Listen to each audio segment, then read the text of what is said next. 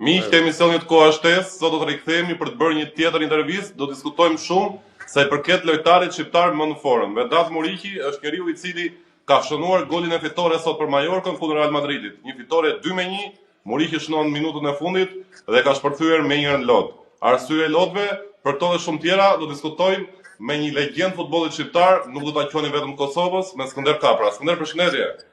Përshëndetje. E ndoqë ndeshjen sot besoj?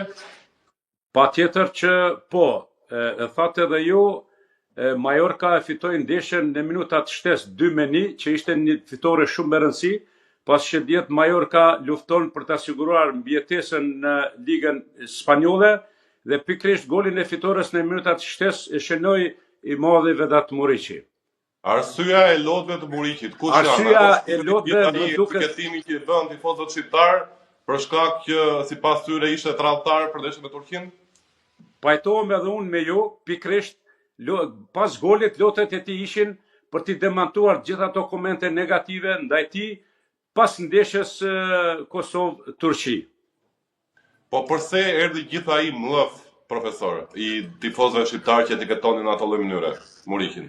Kështu, më thonë të drejtën, nuk janë të gjithë tifozë shqiptar që kanë shpërthy ndaj Vedat Muriqit, sepse futboldashësit kosovar, andej e këndej, pra Kosovë e Shqipëri, e njohin edhe mbar shqiptaria në botë, e njohim shumë mirë historinë e Vedat Muriqit dhe lojrat e tij në kombëtarën e Kosovës.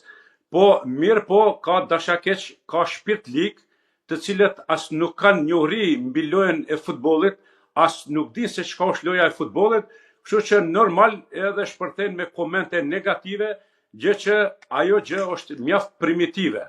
Primitive që nuk shkon në favor të askuj e as më pak kur është atakuar një ndër lojtarët më të mirë të kombëtarës të Kosovës dhe kapitenit të Kosovës, pikërisht Vedat Muriqit. Profesor, mua më bën përshtypje fakti që Vedat Muriqi është një ndër lojtarët e pakët shqiptar të cilët jo vetëm ka qenë pjesë dhe janë pjesë e La Ligës, por ka arritur të shënojë gol gjitha ekipeve të mëdha. Golat e Muriqit kundër Barcelonës dhe Real Madridit janë bërë tani të zakonshëm. Por ajo që u vëre nga ana tjetër është fakti se mediatikisht ky njeri nuk ka marrë asnjëherë vëmendjen që mund të marrë shumë lojtarë të tjerë shqiptar, të cilët nuk kanë bërë asgjë në fundit. Përse është një vëmendje kaq e pakët mediatike e medias sipas te në krahasim me Vedat Muriqin? A është Muriqi një person i cili është paksa më i ftohtë, nuk do të merret shumë me mediat? Me tregu drejtën, për nga karakteri, unë e njoh shumë mirë, pasi që në vitet 2011, 12, 13, ka qenë në urdhrat e mia, kam qenë kryetrajneri i ekipit të Liris, ku edhe ka bërë hapat më të mëdha të tij në karrierën e tij, kur ka shpërthyer si futbollist i formuar mirë dhe karakteri i tij, unë e njoh shumë mirë që ai gjithmonë ka qenë larg mediave dhe dëshirët e jo gjithmonë të jetë larg mediave dhe mos mirret me komentime dhe me trashëtime të futbolldashëve apo ata cilët edhe nuk e adhurojnë këtë lojë të futbollit. Ju thatë shumë mirë që Vedat Muriqi në La Liga, përkatësisht në Mallorca, është ylli i Mallorcës, edhe përndryshe është golashënuesi i dytë në Spanjë dhe është një ndër lojtarët për momentin më në formë, ku çdo skuadre të madhe si Barcelona apo Real Madridi i ka shënu. Na e përsëritëm që edhe sot ishte fituesi i ndeshjes pikërisht me golin e Vedat Muriqit kundër Realit, Mallorca fitoi ndeshjen. Pra thuhet, pse mediat në Kosovë apo në mbar Shqipëri nuk i japin prioritet këtij futbollisti, mirë po unë po ju them sepse karakteri i tij është i tillë që ai dëshira e tij është që të jetë më i qetë, po në planifikimet e tij më të tjeshme në futbollin evropian. Mendoj se aty është edhe arsyeja pse nuk japin edhe prioritet këtij futbollisti apo nuk shkruajnë edhe mediat, pra si të shkruame, ashtu edhe televizionet, hapësirë të duhur Vedat Muriqit. Modeli Vedat Muriqi është një model i arritur me punë apo me talent? Vërtet ju tregoj, vërtet është një karakter i fortë. Vedat Muriqi gjithë këtë karrierë deri më tani e ka arrit me punë dhe ka pas një karakter mjaft të fortë. Pra ecuria e tij është ndarë nga fizika e tij, edhe mendore, edhe fizike, dhe me punë ka arrit gjithë atë sukses deri tani që ka arrit si në Kosovë, po si në Shqipëri, gjithashtu edhe në futbollin ndërkombëtar. Profesor, mua kujtohet kur Vedat Muriqi ishte pjesë e Teutës në Shqipëri përpara se të shkonte te BC Kavajës dhe kam bërë intervistë me trajnerin asaj kohe, ishte Gertjan Begea, dhe më tha që na erdhi një sulmues i cili ishte një farë përbindshi tha, dhe numri i këmbës së tij tha ne nuk po gjenim dot kpuca për t'ia veshur atij njeriu. Ishte diku numri 47 asaj kohe më duket. Tani na detaj më interesant nga kjo pjesë. Po, është vërtet interesant, vërtet kështu është përbindës. Peshini dhe ju në lojën e futbollit, sepse arma kryesore e tij, përgatitja fizike, gjatësia edhe forca e tij. Kështu që mbizotron në atë aspekt edhe po jep rezultate edhe i ka dhënë. Kurse sa i përket kësaj që thu numrin e kpucëve, pra e keni intervistuar kur ka qenë në skuadrën e Teutës, është e vërtet sepse edhe në ballinat e gazetave kosovare ka qenë edhe numri i këmbës bashku me kpucën e tij, po cilën e ka rezervu, ndoshta edhe gjithmonë i ka porosit në Finland, për arsye se nuk ka pas numra për Vedat Muriqin, jo ka 47, mirë po këmba e tij më duket se e kalon edhe 49-in. E kalon 49? Po, kështu që ndoshta ajo për dikon nuk është e kapme, mirë po gjatësia e tij edhe normal ka bëu që edhe këmba e tij të rritet, mirë po ajo këmbë është e artë sepse Peshini edhe vetë me atë këmbë sot mbizotron edhe në futbollin spanjoll. Po mirë profesor, ti ke folur ndonjëherë me Vedat Muriqin atëherë për shembull kur ishte pjesë e Teutës. Si ka mundësi që ky lojtar nuk futej te Teuta, nuk është aktivizuar thuajse fare apo te BC Kavajës? Kush ishte arsyeja? Unë për çudi po ju them në mënyrë kronologjike, nëse mundem. Kështu, në vitin 2013 për shkaqe financiare në klubin futbollistik Liria u detyru që ta shkoqis kontratën nga klubi futbollistik Liria dhe nga Prizreni ai vendoset në Durrës, pra bëhet antar i klubit futbollistik Teuta nga Durrësi. Dhe për një sezon më duket, nuk e di, nuk ka shprehje edhe ndoshta po performanca e tij edhe u hazot në ekipin e BC Kavajës, më duket, nëse nuk kam gabim, nga BC Kavajës prapë rikthehet te Teuta e Durrësit. Mirë po prapë performanca e tij nuk ka treguar rezultate, nuk e di arsyeën, sepse në futboll dihet se shumë elemente e ngërthejnë një futbollist për të arritur deri te suksesi. Kështu që në mënyrë kronologjike po ju tregoj se nga Teuta e Durrësit, menaxheri Prizenas që jeton dhe vepron në Gjermani, pra Raman Kiqe, një kohë ka qenë edhe pronar i klubit futbollistik Liria deri para 2-3 viteve, ai e dërgon në Turqi, në ligën e dytë në Giresunspor të Turqisë, pra në ligën e dytë, sepse aty është Superliga, Liga Parë dhe Liga 2. Në ligën e dytë, në Giresunspor shpërthen dhe së bashku me Giresunsporin futen në ligën e parë. Po, dhe nga suksesi i tij dhe golat e tij, ai aktivizohet në ekipin e Geçebiligit të Ankaras, një ekip që me renome.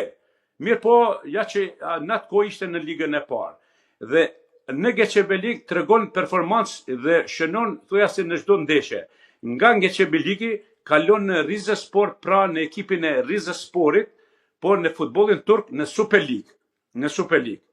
Dhe në Rizespor tregon një performancë jashtëzakonisht të mirë. Dhe ishte golashenuesi më i mirë në Rize dhe thujase edhe në tërë Superligën e Turqisë. Nga aty kishte oferta të ndryshme nga gjigantët e futbollit turk, pra Fenerbahçe, Galatasaray dhe Beşiktaş. Ky ka qenë edhe ndoshta si tifos i mahershëm i Fenerit dhe vendos të bëhet antar i Fenerbahçes. Ju e dini, e keni përcjell edhe në Fenerbahçe ka tregu performancë të zakonshme me golat e tij, po edhe shumë fitore ka arrit Feneri, kështu që nga aty transformohet pra në Lazio, nga Lazio tash e kemi në Majorka. Pra në mënyrë pak kronologjike ju shpjegova se si ka shkuar rrjedha deri te Majorka, kështu që tash Po në bazë të informacioneve që ti ke, Vedat Muriqi ka qenë ndonjëherë afër Shqipërisë, ka kontaktuar ndonjëherë për të qenë pjesë e kombëtare të Shqipërisë? Kështu, une sa kom informacion, jo, po na tregojnë edhe dokumentacion, po edhe fotografit, po edhe është e sakt se Vedat Muriqi ka qenë pjesë e kombëtarës U21. Nuk e di sa jeni të informuar, ai ka qenë pjesë e kombëtarës U21. Po flasim për kombëtarën A. Po, a për kombëtarën A, vërtet nuk e di, une për veti nuk kam dëgjuar ndonjë informacion që t'jam i sigurt se a ka pas ftesë që t'jetë antari kombëtarës së Shqipërisë apo jo. T'jam sa ma i sakt, nuk e di. Nuk e di, mirë po, ja që ky ka vendos, ky ka mund të vendos edhe ndoshta edhe për kombëtarën e Turqisë tuaj, sepse ka qenë një kohë gjatë edhe kohët e fundit në Fenerbahçe, në ekipin, domethënë më turk. Mirë po ja që ka vendosur kombëtarën e Kosovës te Turqia më thon? Ona? Mund të luante Vedat Muriqi te Turqia? Po, ka mujt shumë lehtë. Shumë lehtë. Për Terek, po ka mujt të luajë edhe për reprezentacionin e Turqisë, mirë po ja që ka vendosur për kombëtarën e Kosovës. Ndoshta ndonjë ofertë ai nuk ka pas, mirë po, domethënë realisht ka pas edhe shansa që mund të kishte pranuar të luajë edhe për kombëtarën e Turqisë.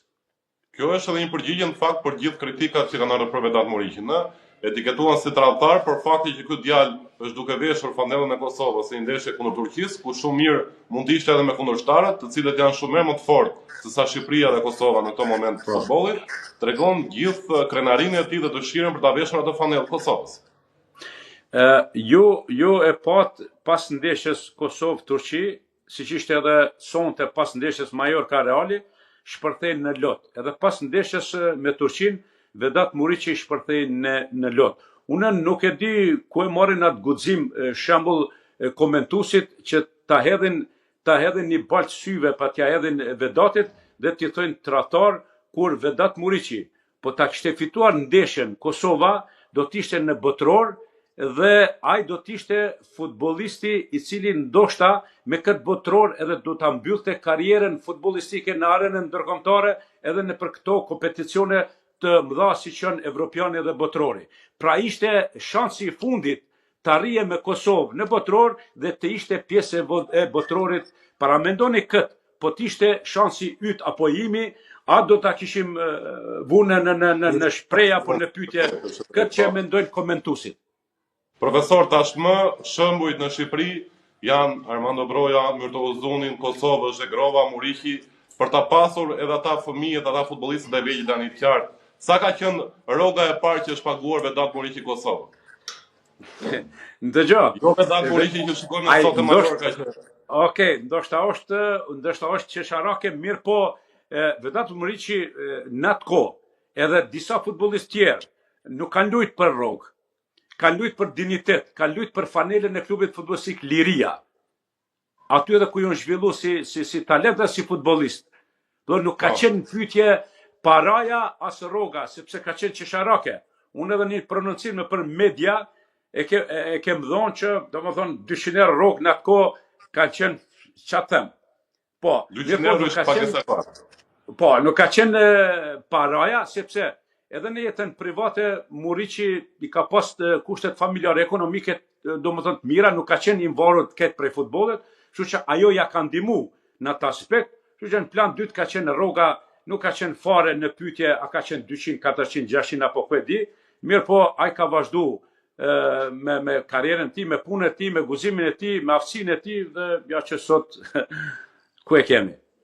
Tani Skënder, dua edhe një koment tënd si një legjend e futbollit shqiptar, tashmë edhe me nuanten tënde të trajnerit, nëse Shqipëria dhe Kosova do të ishin një ekip i vetëm, kush do të ishte sulmi më i frikshëm i këtij ekipi ku Shqipëria dhe Kosova shkrihen në një? Kështu, shumë pyetje ka pas edhe për shumë vite të fundit, janë diskutuar këto tema edhe në studio televizive, si në atë kosovar edhe shqiptar, që a është më mirë vetëm pjesa e sulmit. Po, vetëm do të lidhem me të pjesa e sulmit, po nëse më lejoni vetëm pak një paralele, do më shtrohet pyetja, a është më mirë një kombëtar apo dy? Po, nuk e di unë, ndoshta është më mirë dy institucione, dy kombëtare, sepse japim hapësinë më shumë futbollistëve tonë, sepse shumë kemi në për Evropë. Kështu që më mirë kishte më qenë. Po, mirë po, nuk është mirë, është mirë që edhe një ditë po ta bëjmë një kombëtare të fortë, ndoshta ta ketë edhe fjalën kryesore në arenën ndërkombëtare për kompeticione të mëdha si evropiane edhe botërore. Asaj përket pyetjes, të kalojmë në pyetje konkrete, se Vedat Muriqi me kon kishte më qenë në sulm, po ekstrem. Ma merr mendja Muse me Aslani kishte më qenë po një partneritet më i mirë se sa me Brojën. Pse e them këtë? E them këtë sepse karakterin e dyve e njoh.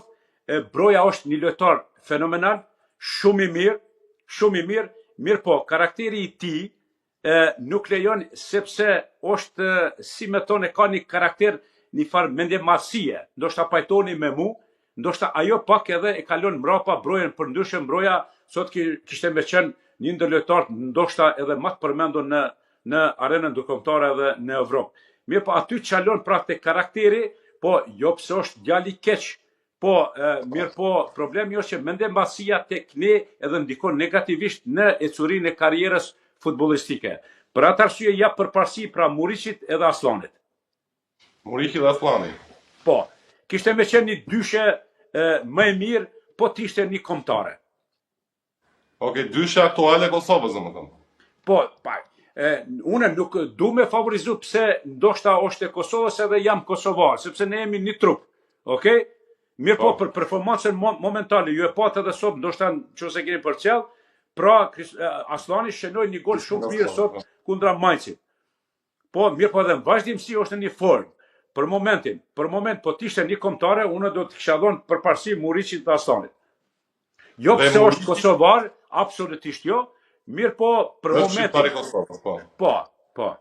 Dhe Muriqi i kësaj forme i cili është tani, nëse do të ishte për shembull shumë vite përpara, ndoshta 20 vjeç, mund ta kishim te Real Madrid apo Barcelona, ai ka marrë Muriqi maksimumin e karrierës së tij apo ndoshta ai filloi pak gjërat pak më vonesë. Unë me ton drejtën, ata thojnë një fjalë kur nuk është vonë, mirë po për me qenë në për gjigantët e futbollit evropian, si në Barcelona apo në Real Madrid, normal që është pak vonë. Është pak vonë, po t'ishte më herët. Shembull para 7, 8 apo 10 viteve, unë po ju garantoj Muriqi me këtë performancë tani që e ka, po me këto gola ti, besoj se do t'ishte në një ekip të madh pra evropian siç është Reali apo Barcelona. Ne e bisedum që në kampionatin spanjoll çdo ndeshje që është lujt Mallorca me Real Madridin dhe Barcelonën, gola shënues ka qenë Vedat Muriqi. Pra këtë dëshmoj edhe sonte në ndeshjen Mallorca Real Madridi.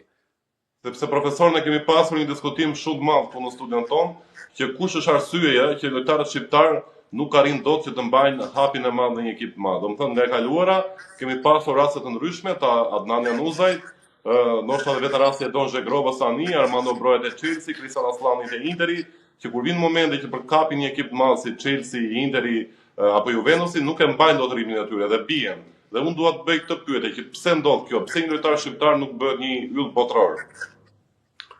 Kështu, ndoshta me të rrek një paralele, shembull në mes të Ronaldos dhe Mesit. Messi është një talent i lindur, me talentin e lindur, puna është më e lehtë një trajneri, edhe një ecurie, por nëse talenti nuk punon, ai ngec mrapa. Kurse te Ronaldo, ndoshta talenti nuk ka qenë mirë, po puna ka qenë, dhe ai ritmi i punës në vazhdimsi, ato e mban me 42 vjet sot golashinuesi më i mirë është ku lun futboll, pra edhe ende lun për kombëtaren e Portugalisë në një formë siç e ka pas para 10 apo 15 viteve. Problemi tek ne shqiptarët është, po ju tregoj edhe në fazën e zhvillimit të futbollistit në grupmosha të reja. Neve deri në moshën 15 vjeçare, ne jemi konkurrent më të mëdhenj me gjitha skuadrat botnore, po që ndeshemi mes veti, sepse kemi bërë. Mirë po, kur arrim moshën 15, 16, 17 vjeçare të pjekurisë, aty ku duhet me bon një hap më tepër, aty ngjesim. Për arsye sepse karakteri jon nuk lejon. Sepse ne kemi qef pak që të hudhemi në ato si dëshirat e jetës tonë private. Edhe ato neve na kushtojnë në karrierë. Jo vetëm në futboll, po në çdo lëmi tjetër. Edhe ma merr mendja që në përfundim këtu është ai problemi tek ne, siç tha dhe ju. Pra atë hapin e fundit për më arrit në skuadrat evropiane, siç the Interi, Reali apo kanë pas mundësi këta lojtarë tonë, siç i përmendë Jonuzi e disa tjerë, mirë po problemi se në jetën private ne nuk jemi strikt edhe nuk e kemi disiplinën personale tonën që e kërkon për me mbajt një formë konstante dhe të arrijen kulminacionet e një futbollisti të kalibrit evropian. Po a do të dali dikush mendoj që mund të bëjë një rast përjashtimi në sjellje? Po ndëgjoj, po më duket se janë vetëdijsuar lojtarët, edhe ju peshini sepse tani kemi edhe lojtarë që po zhvillohen në Evropë.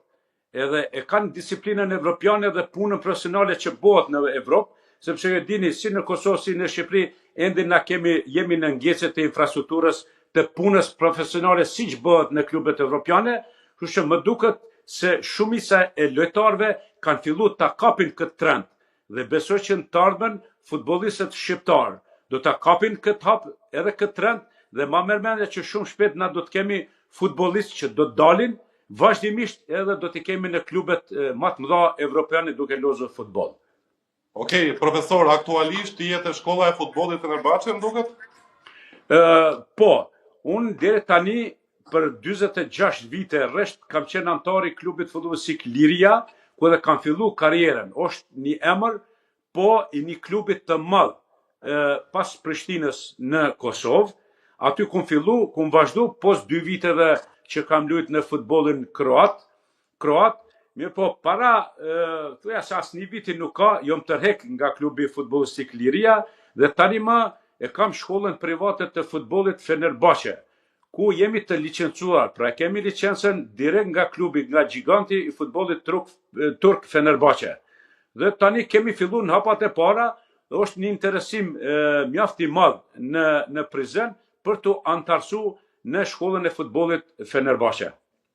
A keni të drejtën për të çuar elementet cilës pikasin të ekipi i Fenerbahçes, të moshat e Fenerbahçes, se a ka talente të reja të cilët mund ta arrijnë këtë lloj gjë? Po, në gjatë bisedave që kemi bën në Stamboll, kemi qenë për 5 ditë rresht dhe në zyret e tyre kemi pas kontakte me të gjithë drejtuesit e Fenerbahçes, gjithashtu edhe me drejtorin e akademisë së Fenerbahçes. Dhe pyetja e parë ka qenë që çdo talent mbi moshën 14 vjeçare, po duhet të hudhet me njerë në Fenerbahçe. Në qoftë se cilësohet sa i përmbush disa kritere që mund të arrihet si futbollist, atë na do ta dërgojmë direkt në klubin e Fenerbahçes pa kurfar problem me të gjitha harxhimet e tyre. Pra, nuk do të binë sot talentet shqiptar në duart e matrapazve, cilët deri më tani kanë mashtruar prind, kanë marrë një shumë të konsiderueshme të hollave dhe në fund rezultati ka qenë 0. Kështu që tani talentet do të janë sigurt në duart sigurta dhe ne do ta furnizojmë Fenerbahçen me talent. Më falni se pak do ta mbaj kështu se kam pak probleme me rshitjen e telefonit, po kështu që kjo është ajo marrëveshja e jon në mes të shkollës së futbollit Fenerbahçe dhe klubit Fenerbahçe nga Stambolli. Okej, profesor, dhe për të mbyllur këtë intervistë, me sa unë di, do të jesh në Shqipëri për kampionatin evropian të Sokos që do të organizohet tu, apo jo? Po, patjetër, ju në Shqipëri jeni ndjeni sepse në Shqipëri ekziston edhe Liga Soka Albania, është një risi kjo për ne në Kosovë, edhe ne jemi antarësu në këtë ligë edhe në këtë federat, është një mini futboll që është privat. A është mirë? Është privat, kështu që edhe ne si Kosovë për herë të parë do të jemi në kampionatin evropian soka evropiane.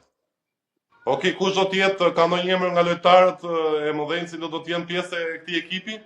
Jo, për momentin ne jemi fokusu vetëm në kampionatin kosovar, pra me futbollistë kosovar, e kemi bo një ndeshje me kombëtarën e Shqipërisë në Tiranë para një muaji, po kështu që e kemi pa që mund të ecim përpara, po edhe me këtë ekip që e kemi me futbollistë, domethënë vendor, këtu që e kemi në Kosovë.